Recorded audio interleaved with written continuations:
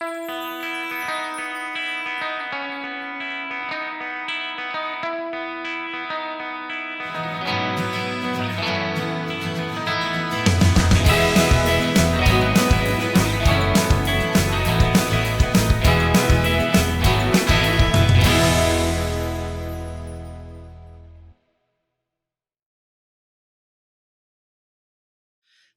and peace.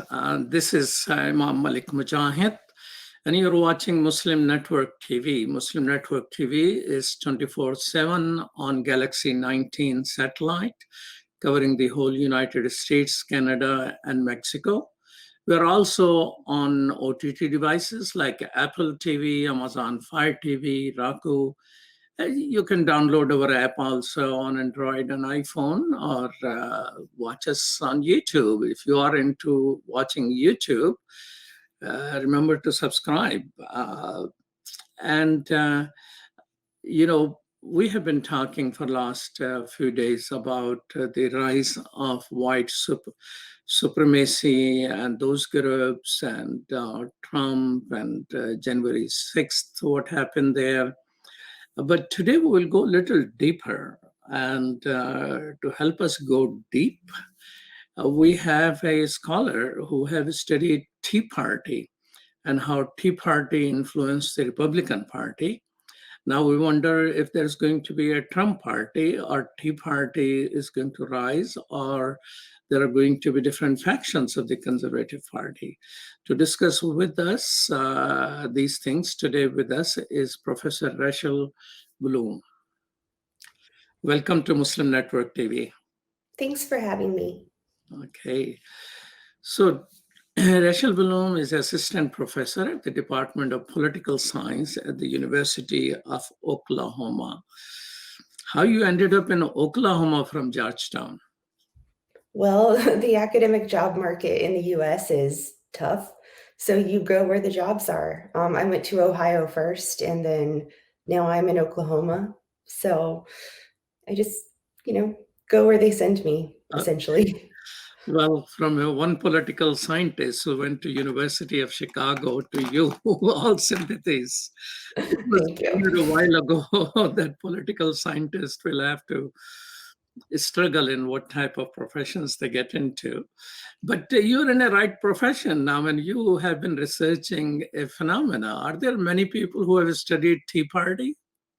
There are a few. There are maybe 4 political science books on it, including mine, but that's not very many in the grand scheme of political science books. So it's something a lot of people have talked about, but very few people were able to go deep and actually talk to Tea Party members and really find out what's going on. Before we get into more detail about Tea Party, tell us a little bit about, Republican Party is a conservative party. How many type of conservatives are all there? Well, we could think of as many types as you can imagine. So if we think of these US parties as big tents, and they're filled with people who want to come maybe watch a show, with vendors, these are all different types of conservatives in the Republican coalition. So traditionally, at least since the 80s, we would think it involves economic conservatives, so people who don't want the government to spend much money, people who want low taxes, people who want restrictions on things like abortion, traditional marriage. And more recently, you have people who are very, very anti-immigrant, nationalist, we could even say white supremacist, and people who believe a lot of fringe theories. And this is really the clash that's happening right now between that older Republican Party that had these economic and social positions, and the new Republican Party that cares a lot more about building a wall to keep anyone out from the Mexican border than actually doing anything to cut spending or work on social issues. So what type of conservatism is on the rise? We could call it reactionary conservatism. That's about the closest we've come to giving it a good name. Traditionally, conservatism means an emphasis on order. and maybe a disposition that resists change just for change's sake. It wants to look back at traditions and see what can be preserved. Reactionary conservatism just wants to go back because it's scared of change. So the rise of Trumpism has really been the rise of this ideology of reaction. And specifically, as we've been seeing lately, it's reaction of a lot of white Americans to their perception that they're no longer the dominant social class. So would you say that the Ronald Reagan's party was the fiscal conservative party, or even that was not? What will be the ideal tie which we can compare to Trump era? Well, Reagan gave a lot of lip service to fiscal conservatism, but then he spent a lot of money and pushed the party and the country into debt. So this is part of the complication in American politics. There is not a good matchup between what party leaders say they stand for and the policies they push for. So when in power, Republicans tend to push big spending and bring up the national debt, and then they blame it on Democrats, who typically are the ones who actually have to rein in that debt. So it's a little bit complicated to think of a good comparison point, but the Reagan party at least said it stood for economic conservatism and lower taxes. They said they stood for traditional conservative social positions, and there was this foreign policy piece. Reagan was very invested in funding a robust national defense during the Cold War. And those priorities, the alliances that Reagan emphasized, a lot of those have fallen by the wayside in the Trump era. So let's talk about the Tea Party. So Tea Party, what caused for Tea Party to emerge? Well, we could say a perfect storm. When I interviewed a lot of Tea Party activists, they kept returning to that phrase, and it's a pretty good one. So you had just globally a lot of things happening. There was an economic recession that affected multiple countries, including the US, and that happened right along the 2008 presidential election timeline. Then, right before George W. Bush left office, he bailed out a lot of businesses and introduced a massive spending bill. And Obama continued the economic bailout when he gained office as well. So, about a month into Obama's administration, you have all this frustration built up by conservatives, but also just people who don't understand what's going on. And it crystallizes in this rant by Rick Santelli, who was a TV commentator on stocks at the Chicago Stock Exchange. And he invited fellow Americans to join a Tea Party, anyone else who was upset about having to pay for the losers' mortgages. And it sparked this movement of conservatives who went out and did some protests. And that was the beginning.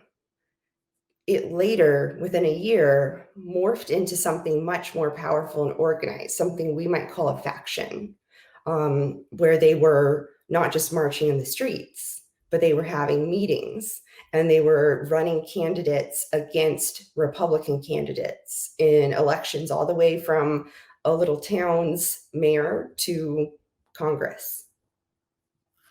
So interesting enough, the timing of their birth is also the timing when the 3%ers and the Oath Keepers also were formed.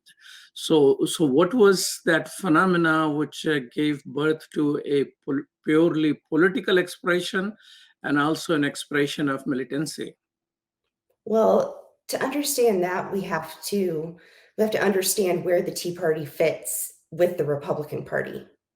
So I mentioned that parties are big tents, but we could also think of them as coalitions. They're made up of groups of people who want specific things, and they agree to cooperate for a period of time. And then a faction like the Tea Party is also a coalition. So it was made up of these multiple groups, like Oath Keepers, like a lot of other citizens militia groups, but there were many other groups that came into play as well. So the Tea Party provided this opportunity or an organizational structure for militant groups as well as a lot of conspiracy theoretical groups and other groups that were on the fringe of American politics to unite forces towards a common goal, which was taking back what they saw as their America. So you used the term a couple of times, Big Tent Party. I mean, I thought people use that term only for Democrats. Is the American political system is designed to be a big political big tent parties on one side or the other, and different people compete within it for influence? Well, I guess I could answer that in two parts. So, right now, and really since the Civil War, the two parties have both functioned as big tents.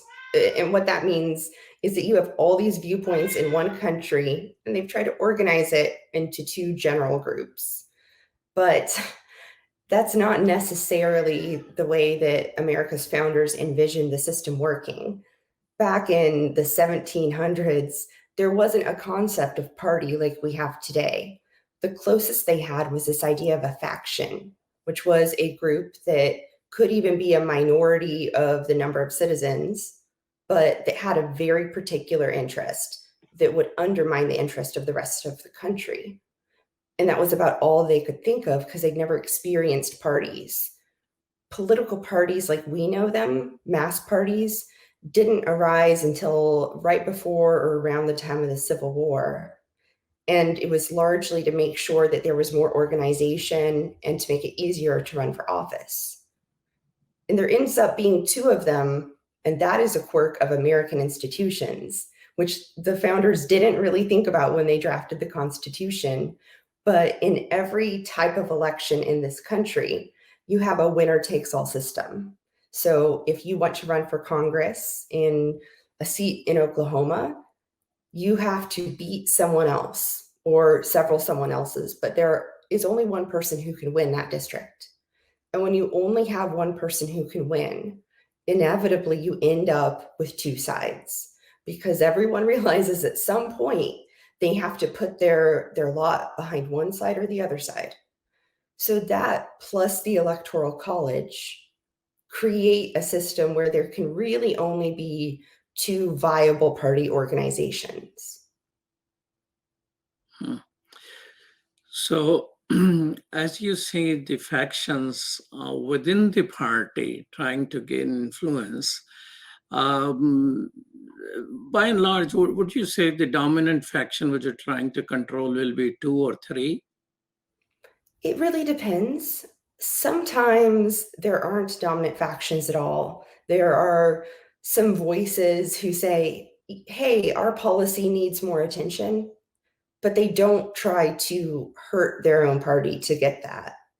A faction in contemporary American politics is a group that rises up from within a party and is willing to hurt that party, to undermine them, to make them lose, to damage their reputation in order to win. And those kinds of factions are relatively rare. So the Tea Party's one. We have a couple other historical examples in the 20th century.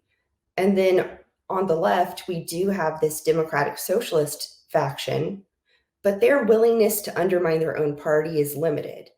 They might run some candidates in primaries against Democrats, but at the end of the day, they were okay coming together in 2020 and supporting a candidate who was not Donald Trump.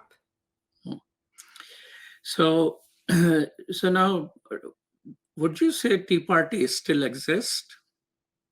I would say so, but it's changed form and it's changed its name. So I think the Tea Party still exists and that it was successful. So it succeeded in taking over the Republican Party, in replacing the establishment with a new Republican elite, the likes of Donald Trump and everyone who supports Donald Trump. That's now the core of the party, and that is the Tea Party. So the Tea Party currently exists, and it is called the Republican Party. Okay. So do you see that the Republican Party will continue to exist now instead of a Tea Party as a Trump party? I think they're doing a lot of soul searching. The last couple of days have been full of interesting developments, and I think we're going to see a lot more in the next couple of years. So we've seen several members of Congress who are Republican and several governors who are Republican stand up against Trump and condemn his role in the insurrection of January 6th. But we've also seen state and local Republican organizations, and even as high up as the National Republican Organization, issuing statements supporting Donald Trump and condemning Republicans who've parted ways with him. So this is a conflict that we are now starting to see play out in real time. The difference between people who at the end of the day are part of the old Republican Party, like Mitch McConnell and Mitt Romney and maybe Mike Pence, and people who are part of this new party, the Tea Party style Republican Party, like Marjorie Taylor Greene and other more extreme Republicans who are very loyal to Donald Trump. Tell me, when these factions like the traditional party and the Tea Parties, when they are thinking about, you mentioned there's a lot of soul searching going on. Do they dip into resources of people like you and others who have studied Tea Party and their phenomena and all of that? Is there a scholarship which guides them, or it's just their gut feeling? It's the answer somewhere in between. So Americans, but especially Americans on the right, tend to downplay expertise. They don't like it. They're suspicious of it. It seems elitist. So the Republican Party in particular has not been very good about seeking out expert judgments. They do have people who are really good at analyzing voters and campaigns, though. And this is kind of what's happening. So you have a group of people in the party who personally hold these strong conservative beliefs, and you have a group of people in the party who just want to win. And they are searching in different ways. The people who are maybe the traditional conservatives, they already know what they think. And what they don't know is if that can still win elections.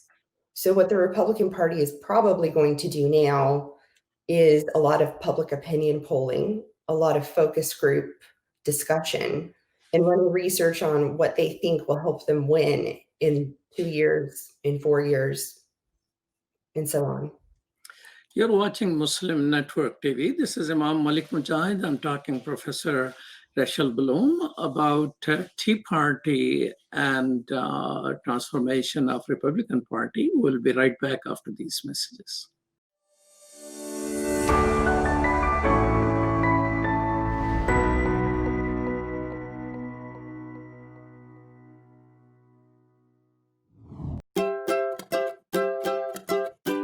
Assalamu alaikum.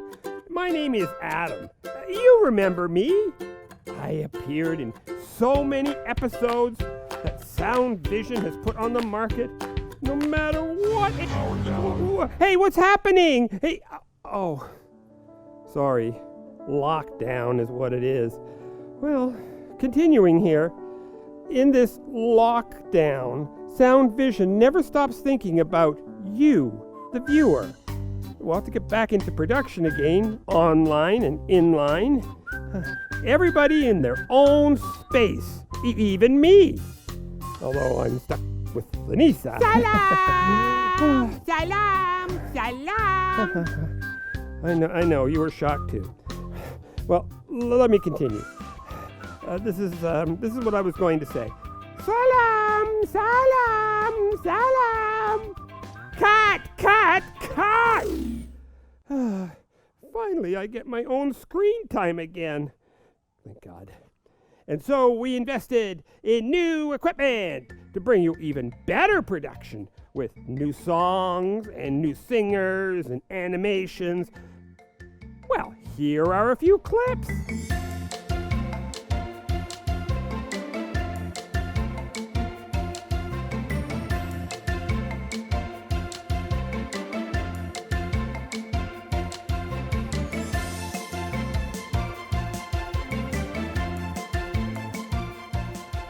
And Sound Vision has brought all this into your home, making Islamic values and teachings easy. And if you know me, Adam, a multi-talented actor, well, sometimes I'm an actor and the reporter and the... Oh, that's enough. Let's move on to the next section. Well, you can watch these new episodes on our new app at www.adamsworldapp.com. We have previews happening every day on Muslim Network TV. Sound Vision has been serving generations, moving and changing with the times. We are all faithfully connected. That is a huge blessing. Your donation helps keep these programs available now and into the future. We take this job of helping tomorrow's Muslims today seriously, and you should too. Today, we need your help. Children absorb and learn from everything they encounter. Make that wholesome, positive, grounded in our faith. Together, we can accomplish our goal of raising better Muslims, better neighbors, and better citizens. Please donate generously. It's an investment in our future. But to finish, let me tell you, there are new scripts of my new mission. And it is something that I enjoy talking about. My new mission is space. Houston, we do not have a problem. Salam, see you soon.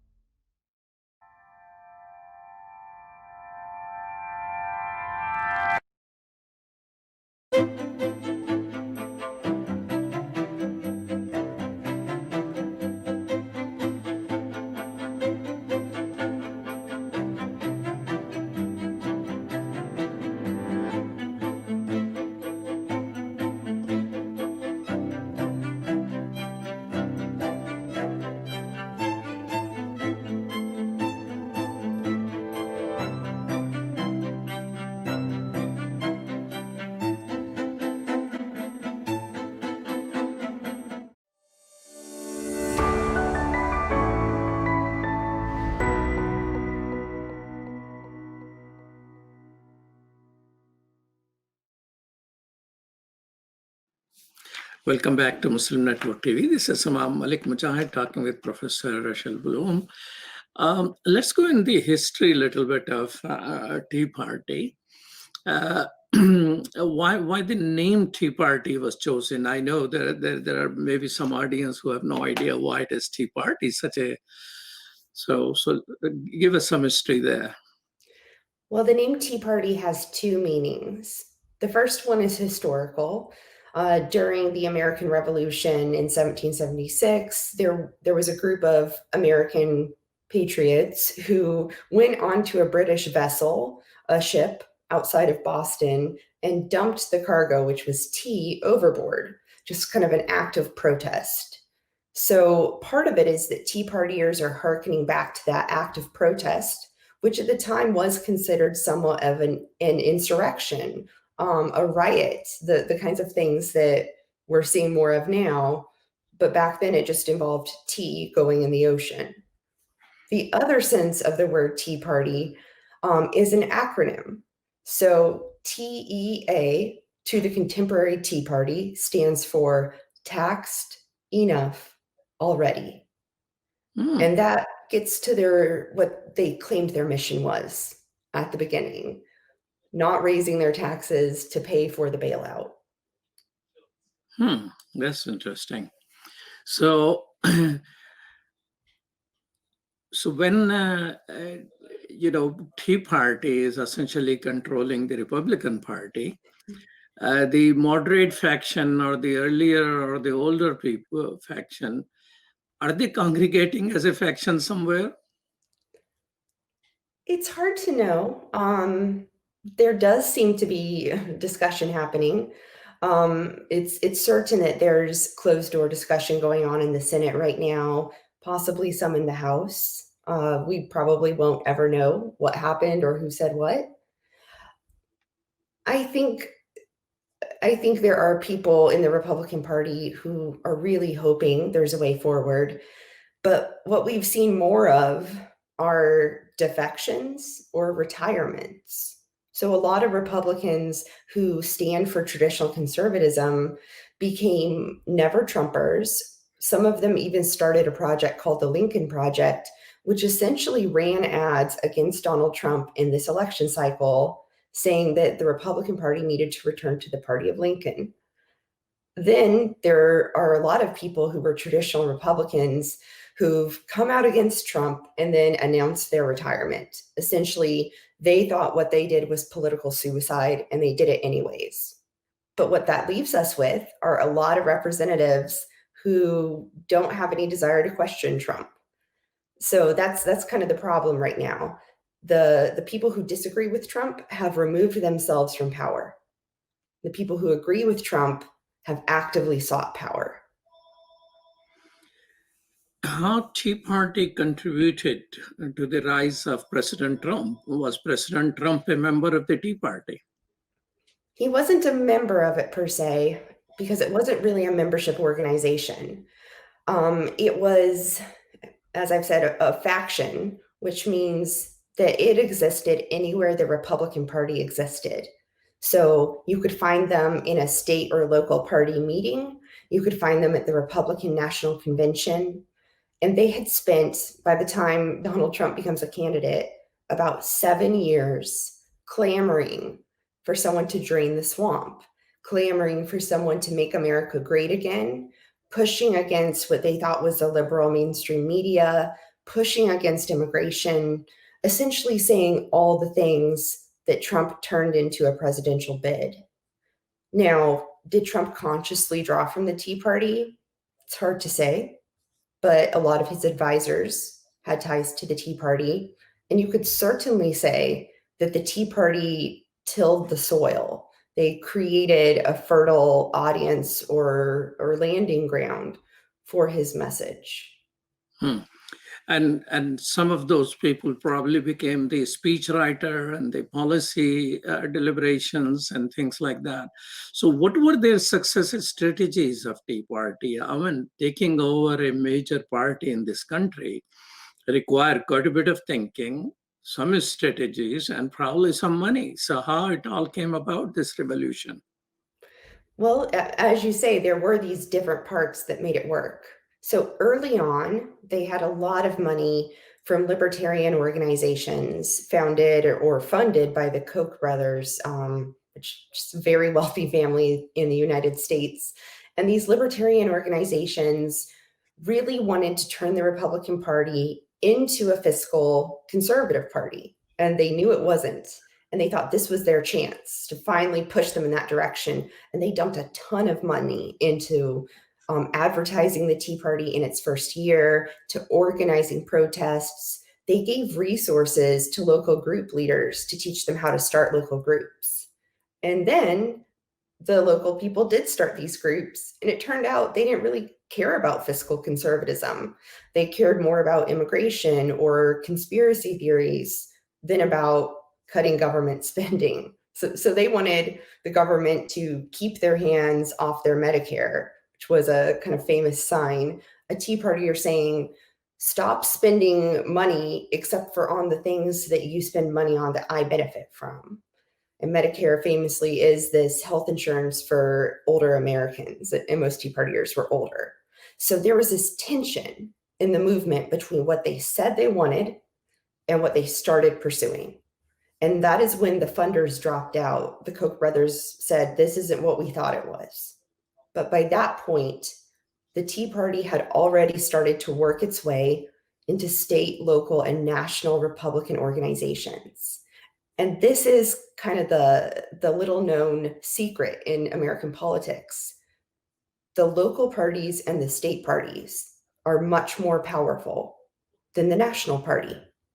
So if you start to go to local... In what sense local and state is more powerful? Well, if you start to get access to a local party, you're going to be controlling all kinds of local elections and a lot of decisions. Then if you start to get control of a state party, then you control the state legislature, maybe the governor. You control how districts are redrawn, which really affects the representation, Republican or Democrat, in the state and in Congress. So when you control all of those different things, then it becomes very easy because you already have people who are used to going out, knocking on doors, protesting. It becomes very easy. It's essentially the same as Democratic Party also. Well, the two parties function in identical ways in the United States. But what happened with the Tea Party was that a lot of people they were older, they had money, they knew how to use the party structure. Okay. So why the same thing so-called socialist Democrats or the squads have failed to use in the Democratic Party? They've used the same strategies. In fact, a lot of the strategies the Tea Party used, they borrowed from the left. They were especially interested in community organizing, which was a big part of Barack Obama's campaign. This personal contact, the door-to-door knocking and conversations with voters. So when the Democratic Socialists have primaried regular Democrats and won, they've done the same thing. This is pretty much how you get power in the US. Minor parties will never really get a seat at the table. So what you have to do is pick an election and present a different choice. Try to push out the party's established choice.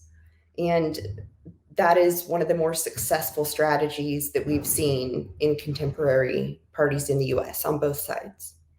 So, but Tea Party was, won't you say, was much more successful in taking over the party as compared to the other side? Yes, there are a couple of reasons for that. They don't have a lot to do with the Republican or Democratic parties per se. They have to do with who's in those parties. So the Tea Party was mainly a group of older Americans, retired people with money, and people who'd been involved in politics for a long time. So they were already going to local Republican meetings, so they knew how it worked. And because they'd always felt that they were in power, they were really good at taking those mechanisms and having the confidence to become the new party leader or what have you. On the left, though, you have a couple of things that have made the Democratic Socialists less successful. And one of them is age. Most people who support those policies are younger.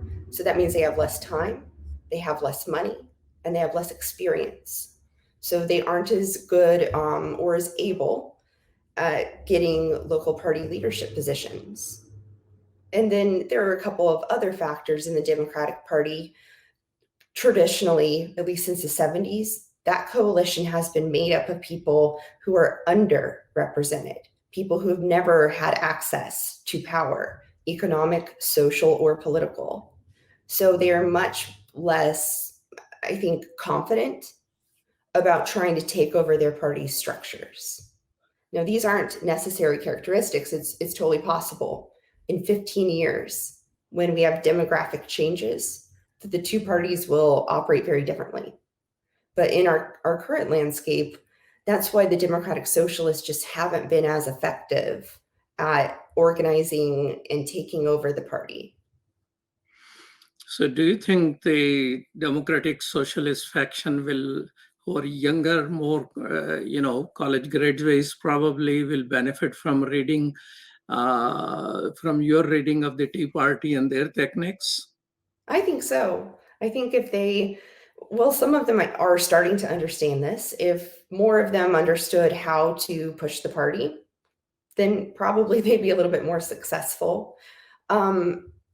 Something else that would have to change, though, for them to be overall as successful would be for Democrats to be in power enough that they could redraw congressional districts. Because right now, the electoral map in the United States is set so it favors Republicans. So it's much more dangerous if you're a Democrat to primary another Democrat, because you're very likely to end up with a Republican.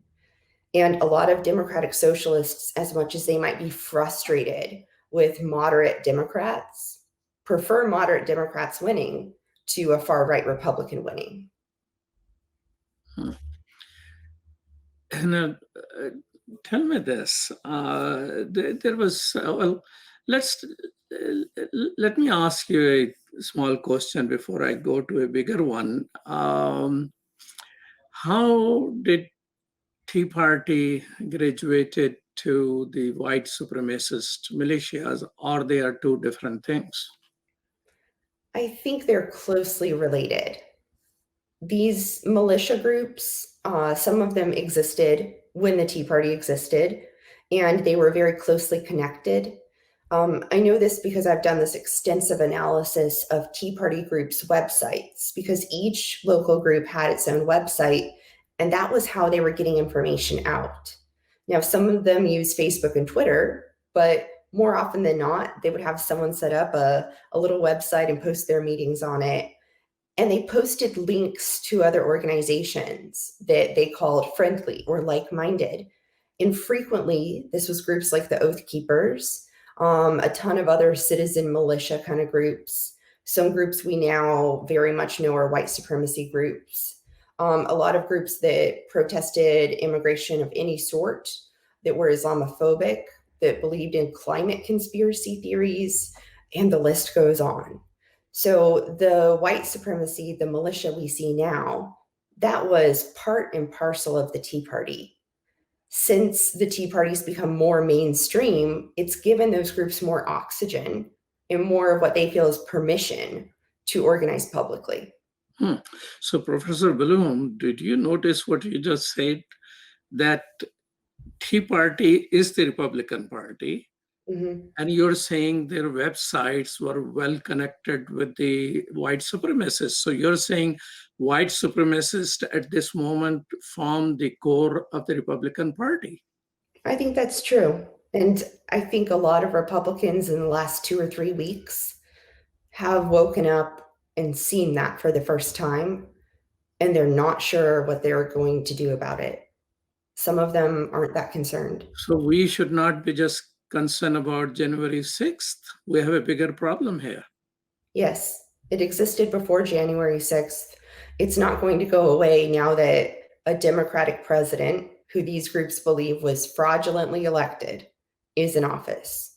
It's going to make them madder.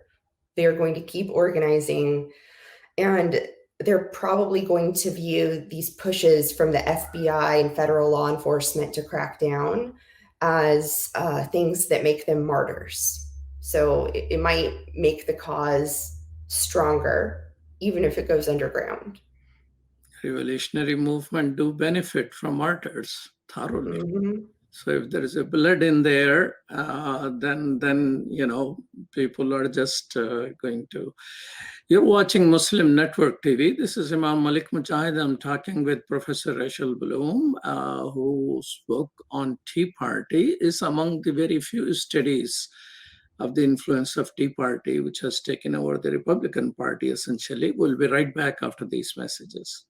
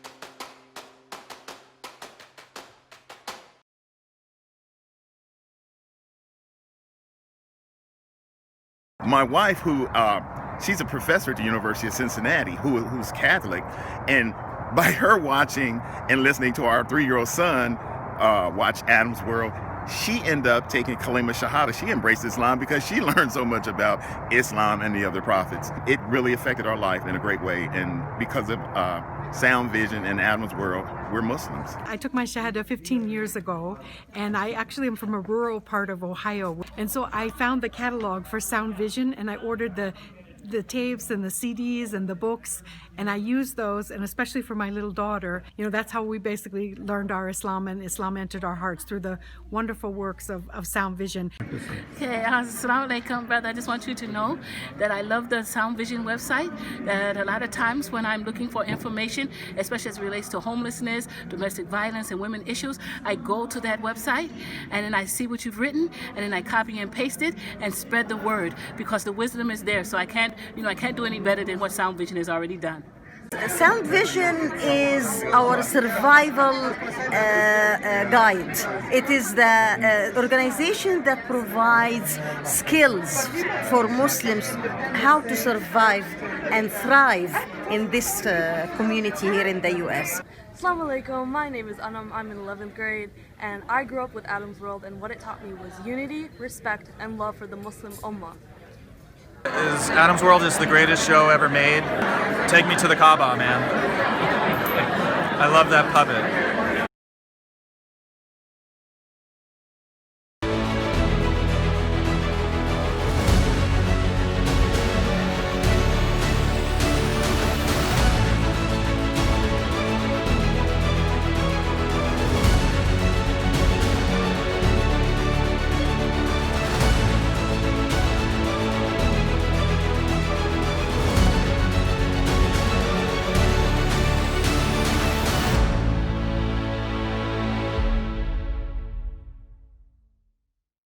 Welcome back to Muslim Network TV. This is Imam Malik Mujahid. I'm talking with Professor Blum. Please help me sort out something somewhat complex for me to understand. There is a person who probably is the strongest survival in the White House, Steve Miller. Is the author of Muslim Ban 1 and 2 and the 3. And Southern Poverty Law Center in December 2019 released a catch of 900 emails from him on their Hate Watch program. And he was advisor to Trump campaign, and he remained the advisor in the White House, and a powerful man. And he's a Jewish also. How, and some of the other people associated with Steve Bannon are also Jewish, while these parties have good component of anti-Semitism. How does that mix work? I mean, President Trump, when accused of anti-Semitism, he said, "Hey, my own daughter, my son-in-law." So there is that. So how that mix thrives and survives? It's a little unusual, at least in terms of how American politics has gone in the past. So traditionally, we would associate Jewish Americans with the Democratic Party because it's thought that an experience of fleeing from other countries or persecution would make you more sympathetic to people who are also considered to be outsiders or powerless. But as we are learning, there's no such thing as an ethnic group in the United States where everyone agrees. So we're starting to see Latinos who are very, very pro-Trump. And we're seeing very prominently some Jewish people who are very, very pro-Trump, which means that they see their identity as white Americans as more important than whatever their Jewish identity was or their ties to a Jewish community was. And then there's this other component, which is maybe AIPAC or some of the more Zionist organizations in the United States have always had a lot of support from the Republican Party. But in the past, Republican presidents have tried to be sensitive to the situation in Israel and Palestine and not really come down hard on one side or the other. Whereas Trump just decided that he was going to be pro-Israel in that conflict no matter what. And that brings a lot of these kind of more white supremacist Jews or more nationalist Jews into the fold. So if Tea Party and militias were interconnected or linked or supporter of each other, and they control the Republican Party, so that, don't you think that strengthens Democratic Party's claim of being the inclusive umbrella of the future for America? Well, Trump tried to make a lot of that, and he was right that he had a more diverse coalition than past Republican presidential candidates or presidents have had. So more people of color voted for Trump, more people of different ethnicities and creeds. But that could also be because the country is made up more than ever of people from different ethnicities and creeds. In other words, the number of non-white Americans has gone up.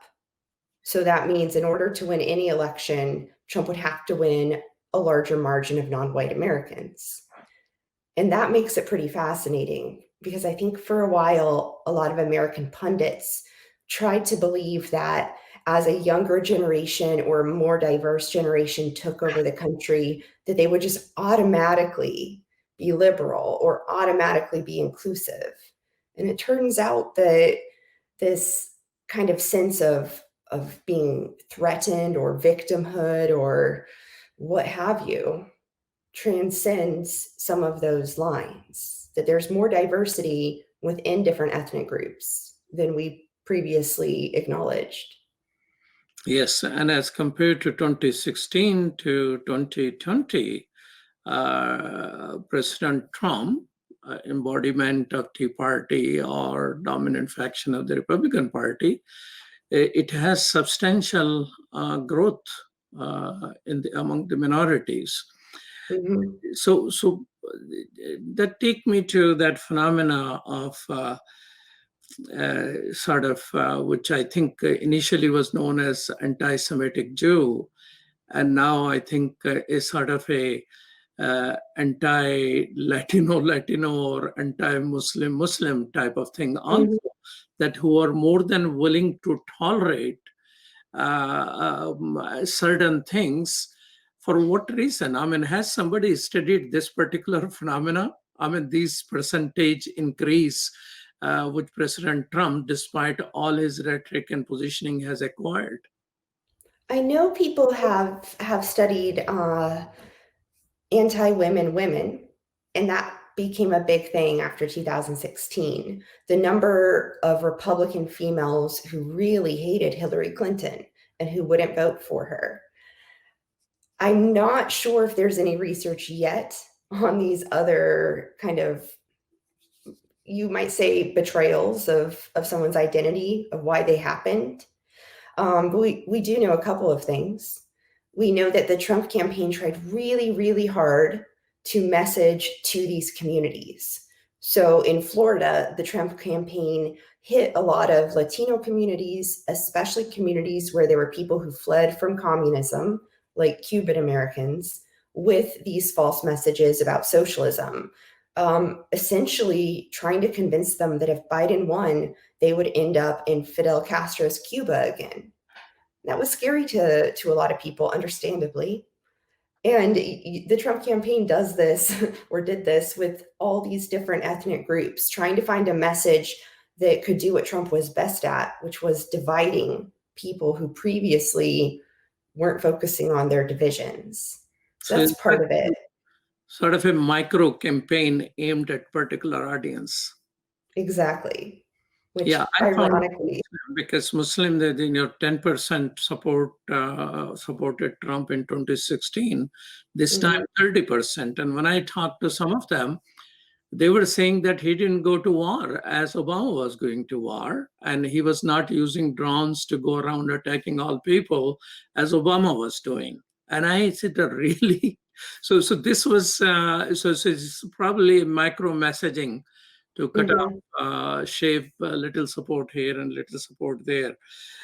So that's a very clever strategy for a party who otherwise stands anti-immigrant, anti-refugees, somewhat, I would say, definitely Islamophobic, but somewhat anti-Semitic also. Mm-hmm. Now, another thing which this whole thinking about whites losing privilege, and nobody cares for white folks or blue-collar white folks and things of this nature. Where that conversation takes place, in what type of popular culture makes it out there? I mean, of course, not everybody on the social media of these militias or tea parties, and of course, President Trump is giving a vocabulary through his tweets. But where this culture has remained, it doesn't look like, as you mentioned, that this conversation was already there and Trump incorporated in his messaging. But so it means it pre-exists, President Trump's messaging. How it has thrived in our country despite a whole 50, 60 years of civil rights movement and a country who embraced Obama and voted for him. Well, part of the ugly truth is that this element has been in the United States since its inception. It's why slavery is written into the Constitution. And the Civil War, which a lot of people look to as this turning point, the emancipation of slaves, the passage of these amendments to the Constitution that supposedly grant equal civil rights, that kicked off more formally a white supremacy undercurrent. Because in post-war South, you have a lot of very poor white people who are sharecroppers, just like very poor Black people. And they hate it, and there's nothing they can do about it. So they're very susceptible to messaging from rich white people that says, your enemy is that poor Black person, not me, the rich white person who's keeping you down. And the first Ku Klux Klan and every other iteration of the Klan has pushed that kind of messaging. And it tends to get a little bit smaller, but a little bit stronger during periods where we're seeing a lot of push on civil rights. So you saw a big backlash during the 1960s when civil rights were on the table. You're seeing a big backlash now, because even if most of the country, 51% or more, was ready for Barack Obama and was ready to kind of move on or try to heal from America's very troubled racial past, a substantial percentage weren't. And what white supremacy has given them is a reason that they might oppose the first Black president or any kind of diversity, anyone who doesn't fit their mold having power. And that's why it's very hard to shake, because it provides a reason to a lot of struggling white people as to why they're struggling, even though it's a false one. This particular component of it, I started noticing when vis-a-vis Russia, that a whole lot of Republicans have a better opinion of Russia than the Democratic Party. I mean, nearly 2/3 of Democrats consider Russia to be a threat, and only 35% Republicans consider that way. And it is more or less consistent in last three years or so. I didn't check what was it before. Is there an element of that Russia is white and we are white? I wonder about that, because this pro-Russia move has been very confusing to me and to most Americans who either know anything about the Cold War, lived through the Cold War, or are foreign policy experts. America traditionally, at least since the 30s, has not been friends with Russia. They spent a whole century at war with Russia, and the Republican Party was the party that staked its identity on being anti-Russia, anti-communist, and to some extent, they're still trying to be anti-communist. Yet Trump has flipped the script. He's really sought out Putin's approval, and he's made it clear that to him, Russia is pretty okay. He's married to an Eastern European immigrant who is white, and he seems to have a different standard for white immigrants who seem like they really pass as white Americans or who are very attractive than he does for most other people. So part of it might be whiteness, but part of it is that people have short memories. And Trump has made it clear that he sees Russia as a friend, that Putin's someone who likes him. So if you're a voter and you don't really know much about foreign policy, because most voters don't, but you love Trump, and Trump says, Putin likes me and Russia is our friend, and they want me to be reelected, it will shift some public opinion. For some people, that's all they need. And here was Reagan take down that wall. Exactly. So this is just interesting. Do these people discuss foreign policy substantially, or are there some of those libertarian streak of looking homeward is still the dominant trait? I think there is more isolationism, but I would call it America First isolationism. And it's fascinating. Trump used that term. It's actually from the 1950s, the first time with McCarthyism that America was really trying to push this. And the idea is that we don't need to care about other countries because we're the best and we should just care about us. So if that's really a foreign policy view, which kind of is, Trump and Trump supporters do have that sort of isolationist America First foreign policy, anti-trade, anti-alliances. But this was a big problem in Trump's entire administration. He had a revolving door of people advising him on anything relating to national security and foreign policy. He had very conservative advisors like John Bolton leave his administration because of Trump's foreign policy decisions. So this is I think what's going to go down as one of the weakest points of Trump's administration, his relationship with the rest of the world.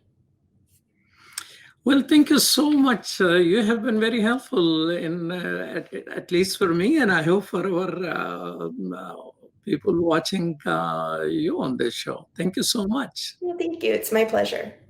Professor Rachel Blum, our guest today at Muslim Network TV, is Assistant Professor at the Department of Political Science at the University of Oklahoma, and author of a fresh book on Tea Party, and from the University of Chicago Press. I hope you will pick it up. Not many people have written on Tea Party, so it's a unique contribution. And thank you so much for Sherdil Khan and Dr. Abdul Wahid for producing today's show.